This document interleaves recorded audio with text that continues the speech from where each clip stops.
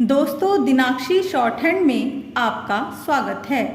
अगर आप चैनल पर नए हैं तो चैनल को सब्सक्राइब करें और बेल आइकन ज़रूर दबाएं।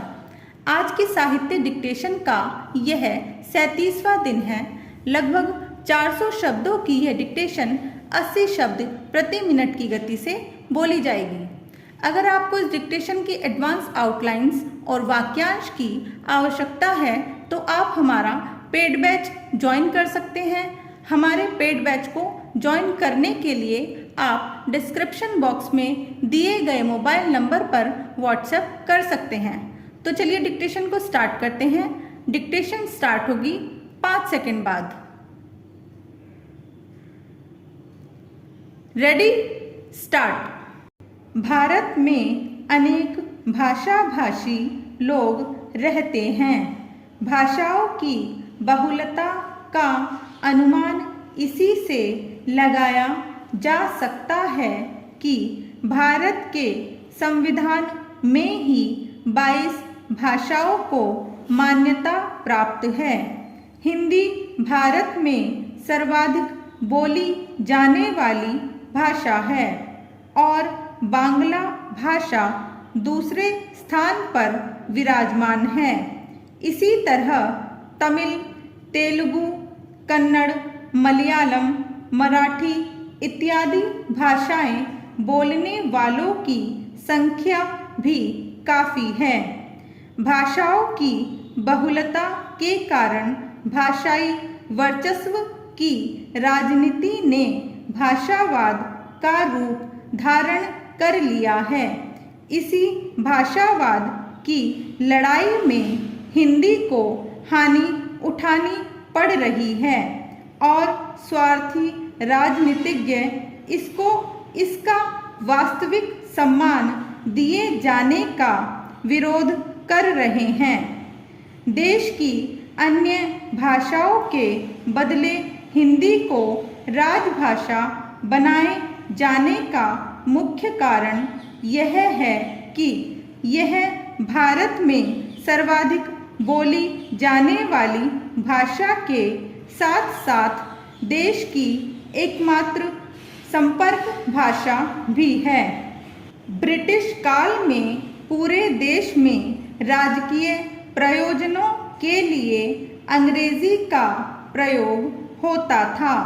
पूरे देश के अलग अलग क्षेत्रों में अलग अलग भाषाएं बोली जाती हैं, किंतु स्वतंत्रता आंदोलन के समय राजनेताओं ने यह अनुभव किया कि हिंदी एक ऐसी भारतीय भाषा है जो दक्षिण भारत के कुछ क्षेत्रों को छोड़कर पूरे देश की संपर्क भाषा है और देश के विभिन्न भाषाभाषी भी आपस में विचार विनिमय करने के लिए हिंदी का सहारा लेते हैं।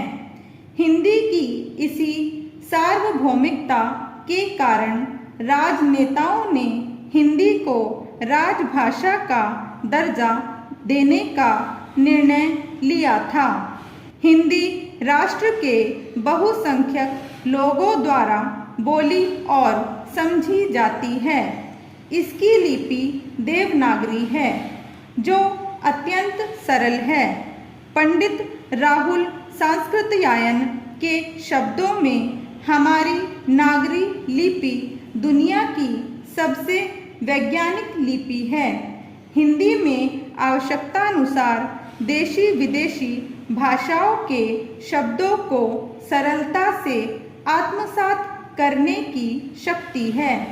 यह भारत की एक ऐसी राष्ट्रभाषा है जिसमें पूरे देश में भावात्मक एकता स्थापित करने की पूर्ण क्षमता है। आजकल पूरे भारत में सामान्य बोलचाल की भाषा के रूप में हिंदी एवं अंग्रेजी के मिश्रित रूप इंग्लिश का प्रयोग बढ़ा है। इसके कई कारण हैं। पिछले कुछ वर्षों में भारत में व्यावसायिक शिक्षा में प्रगति हुई है।